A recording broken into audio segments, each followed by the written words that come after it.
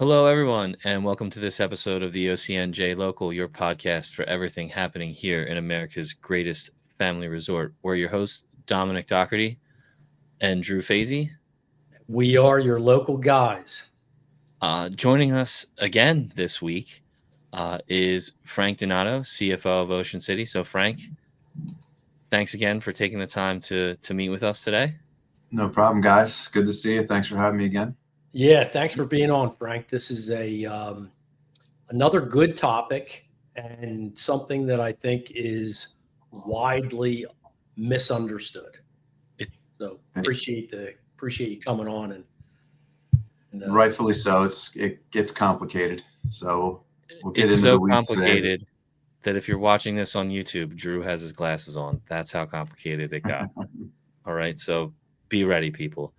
So what we're talking about today in this topic that's getting Drew to put his glasses on and, to really crunch the numbers here is the pending revaluation of the city of Ocean City.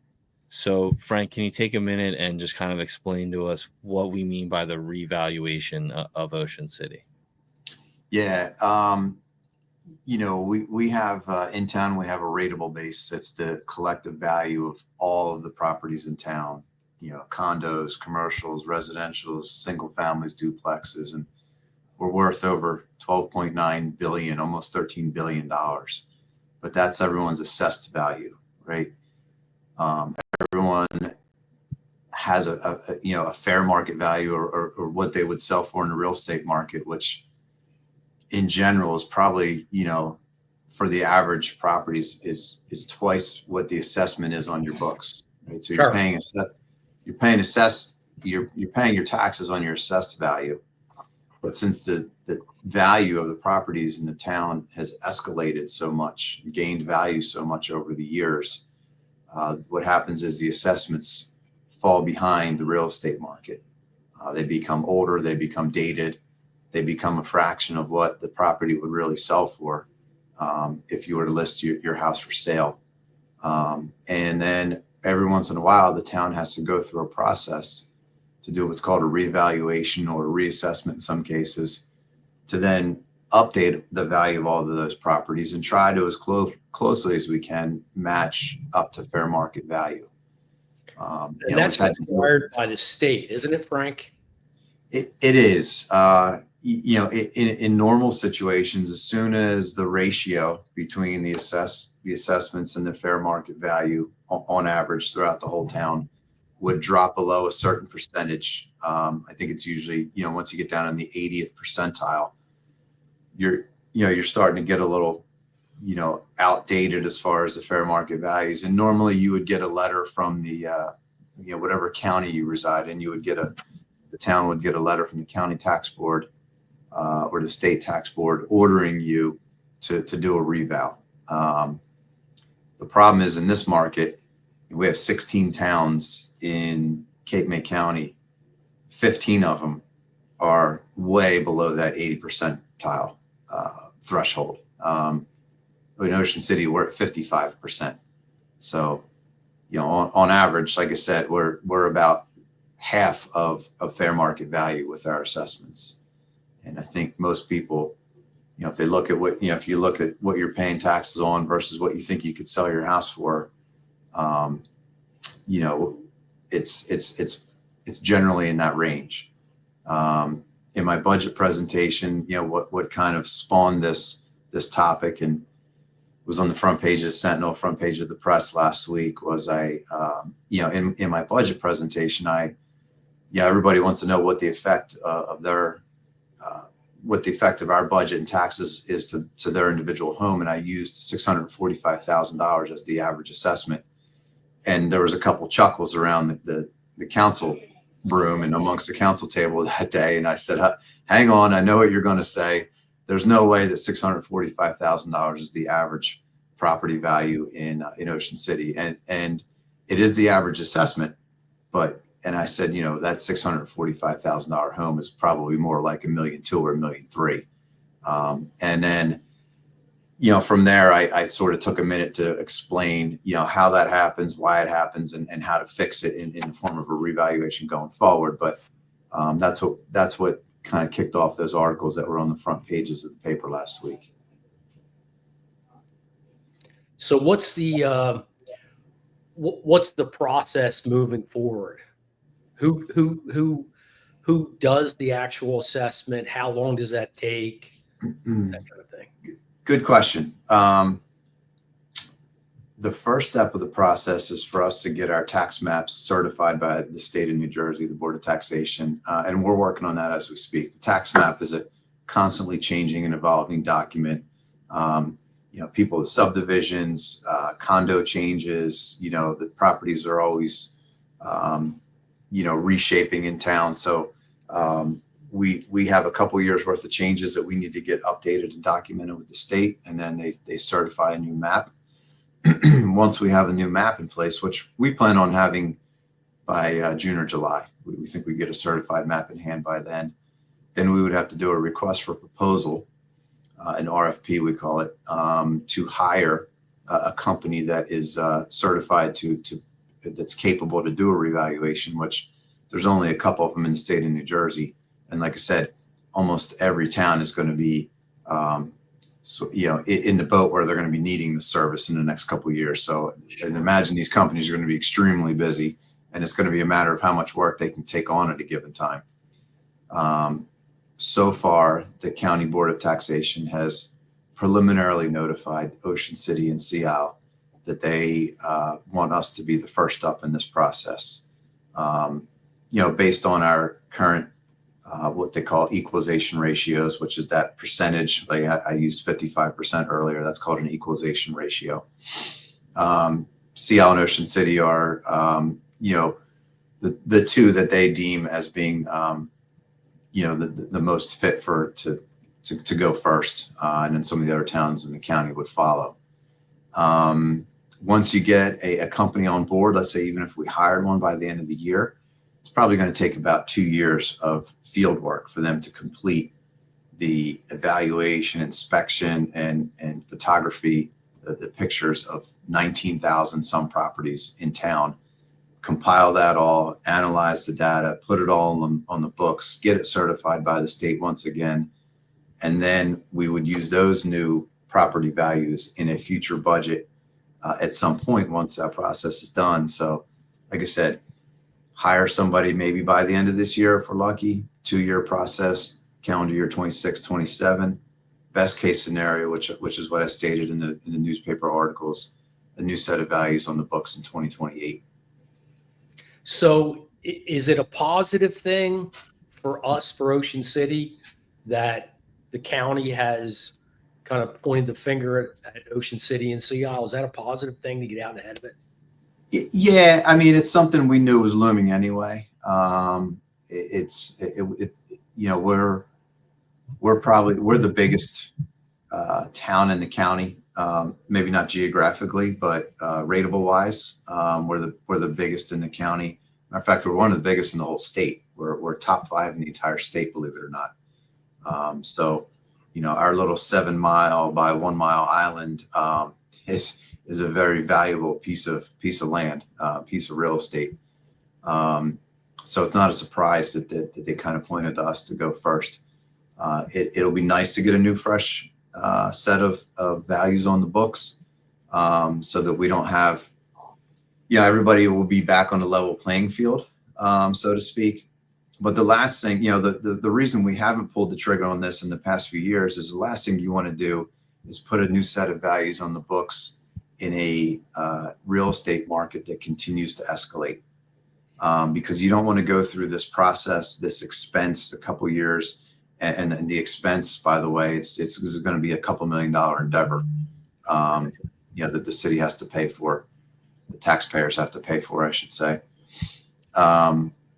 So it would be nice to catch the real estate market as it's sort of hopefully leveled out a little bit, maybe not escalating so rapidly, get it on a little bit of a plateau. And that way you get a set of data, a set of books and data on the rolls that will last you quite some time and not be outdated in another year or two. That makes sense. Although my initial reaction when I heard you mention the reval was that we were long overdue. I mean, the last time Ocean City did a revaluation was 2015. So we're talking 10 years ago. And we all know what the prices have done in the last 10 years, but you're a smarter guy than I, Frank. So you added in that dimension of not revaling in a rising market. I mean, imagine if we had done a reval in 2020 or 2021, those numbers would still be 20 or 30% off. Yeah, yeah, they would have been outdated as quickly as the effort to put them on the books. We haven't done a full reval in actually longer than that. It was late 2000s, I want to say, maybe '08. And that was after the '05, real estate letdown, I'll call it, or decline. And we had put a set of values on the books through that reval. In the opposite, it was a declining market.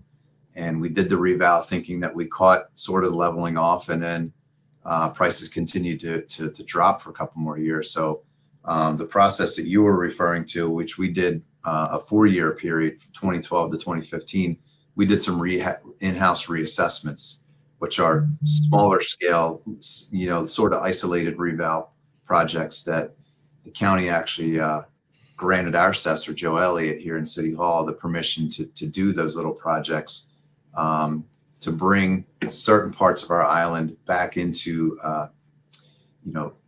more realistic numbers, without the full cost of going to a reval. And so I took it 4 years. They were doing small neighborhoods at a time. But the fact that we were able to do it in-house, actually, we saved a ton of money. It was nice that the County Board of Taxation had the faith in our assessor, Joe, to take on those projects in-house and to accomplish them that way. So that's part one of a reval, right? Is the reevaluation of the value of properties. What's part two? Part two is, the budget year in which those, let's say 2028, right? Well, first of all, let me back up. So first of all, right now you take your let's take that $645,000 home, right? Which is the average assessment in town, and you multiply it by $1.12, which is our tax rate from this past year, from 2024, right? We don't know the 2025 yet. That's what we're working on right now, through the budgets. So let's say we take 645 times, we do the $1.12, right? So the average tax bill in town is about $7,200, right? So you take your 645 assessment, times it by the $1.12, divide by 100,000, because your tax rates per every 100,000 value, come up with about $7,200. That's the average tax bill in town, and that includes your local share, your county share, and the school share, right? That's everything combined. Total. Let's fast forward a couple of years, and let's say that $645,000 assessment doubles. And now it's about $1.3 million, right? And I expect the value of the town will probably double, because even today, with the $13 billion assessment, fair market value, the state calculates what that number should be, and it's around 22, 23 billion. So fair market value, we're there. We're about twice of what the ratables are, twice as what the rateable base is. But what'll happen is that $1.3 million property, now you're not going to use the same math a couple years from now. So now if it's $1.3 million property, you're not going to use $1.12 as their tax rate. Our tax rate's probably going to drop in half. So instead, you'd be multiplying by 56 cents or 60 cents, something like that, a couple years from now. That property is still going to pay relatively the same amount of taxes. It's not like the town or the county or the school, they're still generating on the same levies. They still need the same amount of money, generally speaking, to operate, right?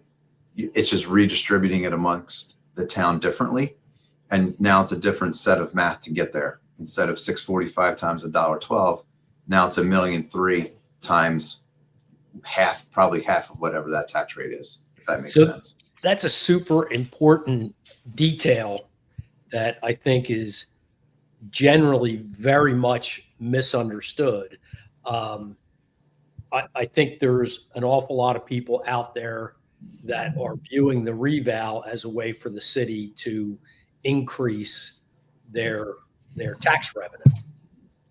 And Yeah, the budget drives that discussion and what the levy does from year to year. A reval simply redistributes the tax levy, the tax burden amongst all the properties differently and gets everybody up to that fair market value. You have some assessments on the books right now that might be 10 or 12 years old that are a little outdated. Those people tendency probably is they're underpaying a little bit because they have an older assessment. You have newer construction that's going on the books, not at fair market value because the assessor uses that 55% ratio.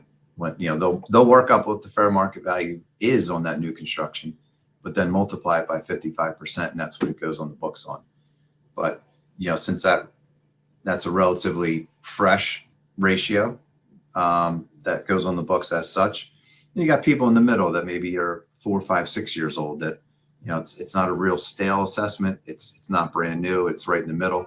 So everyone shakes out a little bit differently when you have this reval. Some people might pay a little bit more. Some people might pay a little less. Some people might not get affected at all. But it's just a different math equation to get to your tax bill. I had mentioned before that my understanding was that roughly a third of property owners' taxes will go up slightly, a third of property owners' taxes will go down slightly, and a third will remain the same. Is that generally speaking accurate? And if not, where am I wrong there? Generally speaking, yes, that is a good rule of thumb that I've seen play out in past revals. The only caveat to that, it's a really good rule of thumb for an offshore community where things are distributed a little more evenly throughout the town. It's a harder rule of thumb to fit into on a barrier island where you have extremes such as your beach and bayfront properties that that tend to be worth a lot more than properties in the middle of the island, let's say. Or I'll use the other extreme, and we have some condo tells on the books that when the real estate market went down in the early 2000s, I mean, you couldn't give those things away. They were on the books for real small assessments, but now even that market has come back.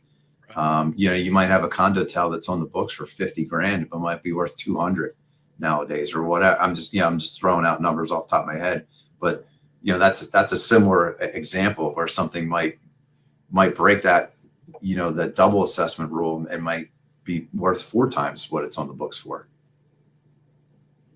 So those sort of properties or areas of a barrier island would shake out a little differently. That makes perfect sense. Yeah, that makes perfect sense. Yeah. The key though, again, I think you lit a fuse when you talked about a reval at the city council meeting that people understand, most property owners understand that their assessed value is not market value. Right. They believe that when their assessed value becomes market value, that their taxes are just gonna and double. But that's not. I'm glad you brought up that because it's important for people to understand as well that if you go out and purchase a house for $1 million tomorrow that has a $500,000 assessment, you don't start paying taxes on $1 million just because that's what you just paid. That there's no grounds for an assessor to go out and change the assessment on a property based on what the transaction resulted in. It's illegal. It would be called spot assessing. There's only a few circumstances in the assessor's world where they have the authority to go out and change your assessment other than a revaluation project. And that's basically for construction a construction project on your house, whether it's a renovation, an addition, new construction from the ground up. Those are going to result in an added assessment bill and a new assessment. But they cannot use a real estate transaction, a sale price, without any other improvements, attached to that transaction as a basis to change your assessment. And that's a statewide. That's not State just the law. city of Ocean City. That's state law, right? State law, correct. And there are other states that assess based on uh, arm's length transactions, I believe. I think. I don't know. You could be right. Yeah. I thought there were states that reassess based on arm's length transactions, but the state of New That Jersey could be, and I'm sure there's pros and cons to both. So yeah. Mhm. So I don't know if I want to ask this question or how to phrase this question the right way, because I don't want to put you in a position here like to say yes or no. I have a feeling this is going to be a good one, Frank. Well, I was just listening to your explanation and I dawned on this thought. So if your current valuation is, let's say, a third of your market value, when they do the revaluation, if you come up close to that market value, so let's say that your value is at $250,000, all of a sudden your new valuation is $750,000. So you, in a sense, tripled. There's a chance there that your tax bill is going to increase. Yeah, they would be in that 1/3 bucket that's going to pay a little more. Yeah. If we're going to use that rule of thumb, right? Yeah. So, and if you're at $250,000 and you go to $500,000, you're probably going to stay the same. And if you're at $400,000 and you go to $500,000, you're probably going to pay a little bit less. But perfect examples. Because like it wasn't that bad. I saved myself with giving some numbers there.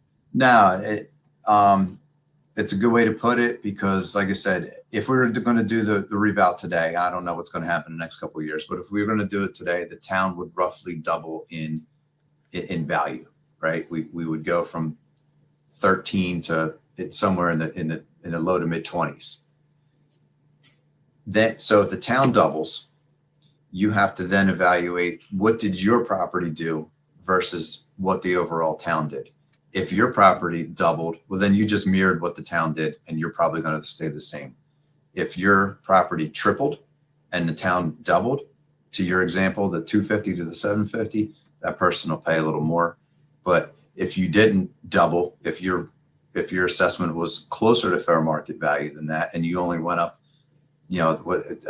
whatever the example you used, 5 to 6, something like that, or 5 to 7, then your taxes actually go down a little bit, because you were already paying closer to fair market value to begin with. Got it. And there is a mechanism, Frank, if I get my reassessment and I'm not happy with it, there's a mechanism by which you can, you need data, right? Yeah. You just can't go and say, hey, I want to pay less taxes. You need data to back up your position, and you go to the county for that, correct? Depends on the value of your home. You might end up at the county, you might end up at state. But the process is everybody gets a little postcard in January from the assessor. It shows your total property value. It's split between land and improvement. Land is your dirt, improvement is your building. Those two together is what you pay your taxes based on, or what your tax bill is based on. You have the opportunity to appeal. Once you get that postcard in the mail, you have the opportunity to appeal. The window goes from that until April 1st. There's a process. There's a form you have to fill out. Advise you get an attorney to take a look at that, and advise you accordingly whether it's worth it, whether they think you'd be successful. There's going to be some costs involved. Like you said, Drew, it's a matter of looking at the comps, right? If you can support the fact that your property is overly assessed because your neighbor that has the same house only sold for X or Y or whatever, you're going to have a leg to stand on, and the assessor will come out, take another look, and reconsider those factors. It if you look around your neighborhood and everything's, similar houses are selling for more than what you're assessed at, then, an attorney should advise you that, you might want to reconsider this. This might not pan out for you. And you're going to have some costs involved to get there. Right now, as you can imagine, we get very few appeals because there's not many people that are out there that can disagree with the assessments that are on the books. Sure. But we expect that once a new set of values goes out, that we'll start to get more appeals. We'll have to work through that process, and we've dealt with a ton of them before. Back in that 2012 to 2015 timeframe, we were dealing with hundreds of them, and that's what spawned those projects for those little in-house reassessments to get certain neighborhoods back on par. And then we saw the appeals dropped off the table after that. So the projects worked. And there's always oversights, right? I mean, maybe they didn't take certain factors into consideration on a certain property, and new information comes to light, or whatever the case may be. So, but yes, to answer your question, there is a process.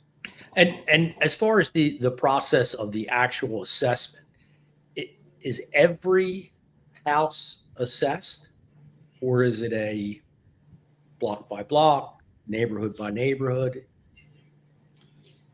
Every house will be inspected as part of you'll get a letter from the company. They'll try and schedule an appointment. They like to get pictures. They want to get inside. They want to see what kind of fit and finishes, things like that. So those details on the building are a little more granular, a little more custom.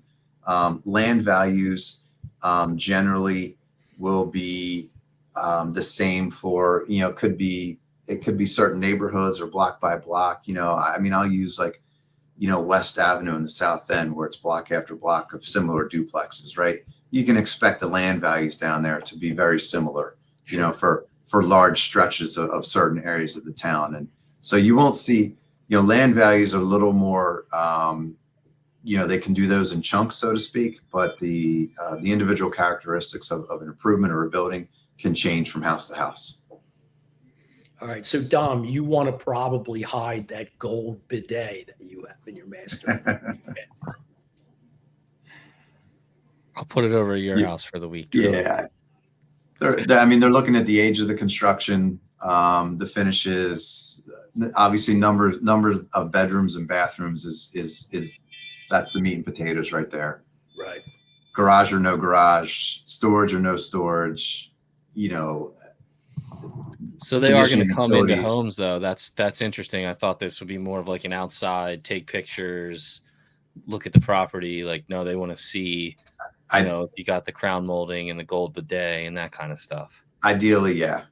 And the reality is, in today's world, an assessor can see pictures of almost any property online, through Zillow and Realtor.com and MLS, and it's not hard to figure out the interior condition of a lot of properties. And there's a lot of impediments to getting into houses, right? During the summer, you're going to have tenants. Mm-hmm. During the winter, you're going to have people that are in Florida. Yeah. And like, they'll make their best effort, and they're not going to get into all of them, for whatever reason. But that's the goal. Yeah, that's to make the process as fair and accurate as it can be. Sure. Yeah. Mm-hmm. So I got one last question. Third party. It's not the city. It's a third party that we'll be seeing in a couple. Yeah, it'd be a third party. Company that would get hired that would obviously work hand in hand with our assessment team. Yeah, and I don't know if you can speak on this question. With the revaluation, what will that potentially do to homeowners' insurance rates and insurance rates on the island? Like, do you know if those are based off of valuation or fair market value? Just trying to think it through as a homeowner here. Yeah, I know, I just went through the renewal process for my homeowners, and, you have a replacement value that is part of your policy. That's something every homeowner should pay attention to. I think that's more important to look at and to reconsider each year than what your house is, assessed for, or what the fair market value is how much would it cost you to rebuild it if God forbid it, got washed away, or devastating fire happened. Check with a builder, check with a realtor. Hey, I've got my house insured for 700,000. Can you rebuild the same house for this today? If they say yeah, no problem, then you're probably good. If they say no, that's going to cost $1 million to replicate that building, and so then you might want to consider upping your building value on your policy a little bit. Yeah, that's a little different calculation, Dom. That's a cost per square foot. Right. And as Frank said, to replicate, you want to, generally speaking, you're insuring what you have. So if you have a 1929 bungalow, 1,000 square foot bungalow, there's the cost to replicate that would be X. Whereas if you have it's priceless if you ask some people. a brand new 3,000 foot bayfront mansion, the cost per square foot, and generally speaking, you want your house to improve, right? So you don't want to. So you would overinsure. You want to overinsure, right? So that's the multiplier, is what a builder would cost per square foot to replace the house. Yeah. Good. Well put. Yeah. Nice. Well, Frank, I appreciate you taking the time to shed some light on this topic. Very informative, Frank. Thank you. Thank you, guys. Appreciate you helping to get the information out there. And again, I'm available. People want to track me down at City Hall, or fdonato@ocnj.us is my email address. Happy to answer your questions or point you in the right direction if it's better off in somebody else's wheelhouse. All right. Well, great. We appreciate everyone tuning in. This has been the OCNJ Local, your podcast for everything happening here. Yeah. Thanks again, Frank. Thank you, guys.